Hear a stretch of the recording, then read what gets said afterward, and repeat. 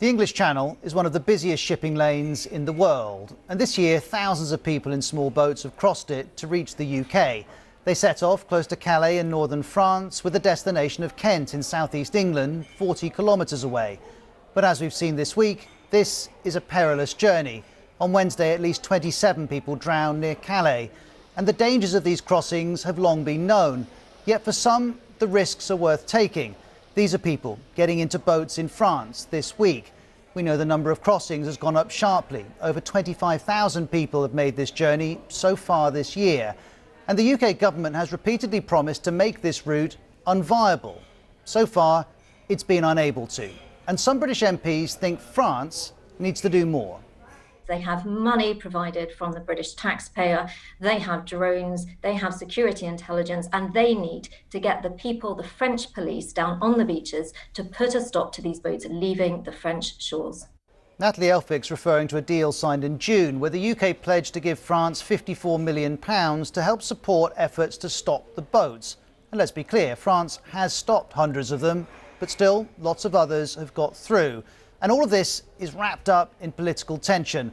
The Times quoted a UK government source who called the French approach Macron's Brexit punishment strategy, and France is equally unimpressed. Its Interior Minister said recently, "We're not taking lessons from the British. They must stop using us as a punching bag for their domestic politics." But for all this, the UK and France know they must work together, and Wednesday's tragedy has given that extra urgency. That may mean more patrols on the French coast. But there's another option the UK wants to pursue. Boris and I have worked intensively with every institution with the responsibility to protect our borders to deliver operational solutions, including new sea tactics, which we are working to implement to turn back the boats. That's Home Secretary Priti Patel in October, and as well as the moral and legal arguments around turning back the boats, France says without its cooperation, it's impossible to do anyway. And as far as we know, not a single boat has been turned around. And that's led to this criticism from the opposition. Headline-grabbing plans repeatedly from the Home Secretary, which achieve nothing, are achieving nothing. Well, since Wednesday's tragedy, the UK government's particular focus has been people smugglers. But the task of taking them on is getting harder.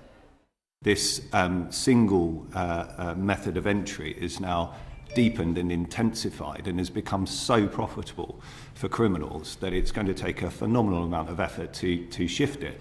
And this method of entry, meaning small boats, is now seen by many people as their best chance of getting to the UK. By truck, it's more difficult, and the degree of success may be like 10%, but by the sea, maybe like 70 to 80%.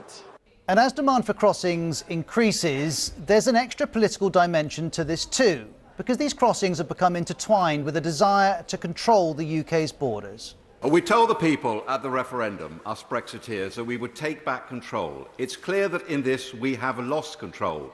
Certainly it is true that the government hasn't controlled the crossings as it said it would. But more broadly, look at net migration in the UK. This is the number of people arriving in the UK minus the number of people leaving. It fell by 88% last year.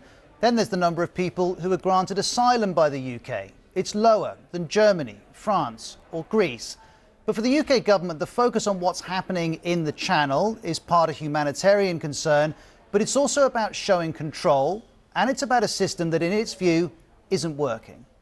We fundamentally believe that people should seek asylum in the first safe country that they reach and should not be making dangerous journeys across the Channel.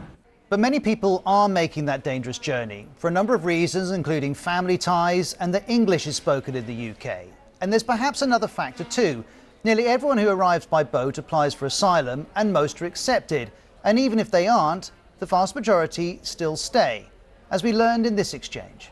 Can you tell us how many asylum seekers or how many people arriving have been returned to any EU country in the course of the last year or since January? In this year is 5.